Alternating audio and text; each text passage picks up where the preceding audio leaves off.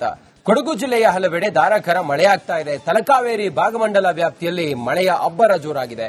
ಭಾಗಮಂಡಲ ತ್ರಿವೇಣಿ ಸಂಗಮದಲ್ಲಿ ನೀರಿನ ಪ್ರಮಾಣ ಏರಿಕೆಯಾಗಿದೆ. ತ್ರಿವೇಣಿ ಸಂಗಮದ ಉದ್ಯಾನವನ ಮುಳುಗಡೆಯಾಗಿದೆ. ಹಾರಂಗಿ ಜಲಾನಯನ ಪ್ರದೇಶದಲ್ಲೂ ಕೂಡ ವ್ಯಾಪಕ ಮಳೆಯಾಗಿದೆ. ಜಲಾಶಯದಿಂದ ನದಿಗೆ 13,000 ಕ್ಯೂಸೆಕ್ ನೀರನ್ನು ಬಿಡುಗಡೆ ಮಾಡಲಾಗಿದೆ. ಶಾಲಾ ಕಾಲೇಜುಗಳಿಗೆ ರಜೆಯನ್ನ ಜಿಲ್ಲಾಡಳಿತ ಘೋಷಣೆ ಮಾಡಿದೆ. ಕೊಡಗು ಆ ಭಾಗದಲ್ಲಿ ಇಷ್ಟೊತ್ತಿಗೆಲ್ಲ ಒಂದ್ 2-3 ರೌಂಡ್ ಮಳೆ ಆಗಬೇಕಾಗಿತ್ತು. ಈಗ ಮಳೆ ಆರ್ಭಟಿಸ್ತಾ ಇದೆ. ಗದ್ದೆಗೆ ನೀರು ಹಾಕ್ತಿದೆ ನೋಡಿ.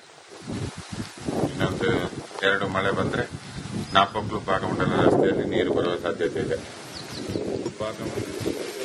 ತ್ರಿವೇಣಿ ಸಂಗಮದ ಉದ್ಯಾನವನ ಮುಳುಗಡೆಯಾಗಿರುವ ದೃಶ್ಯವನ್ನು ತಾವು ಗಮನಿಸ್ತಾ ಇದ್ದೀರಿ. ಕೊಡಗಿನಲ್ಲಿ ಸುರಿದಂತಹ ಮಳೆಯಲ್ಲಿ ನೀರು ತುಂಬಿ ಹರಿತಾ ಇರುವಂತಹ ದೃಶ್ಯ ಇದು. ತಲಕಾವೇರಿ ಭಾಗಮಂಡಲದಲ್ಲೂ ಕೂಡ ಮಳೆ ಆಗ್ತಾ ಇದೆ. ಕೊಡಗು ಜಿಲ್ಲೆಯ ವಿವಿಧ ಕಡೆಗಳಲ್ಲಿ ಮಳೆ ಆರ್ಭಟಿಸ್ತಾ ಇದೆ.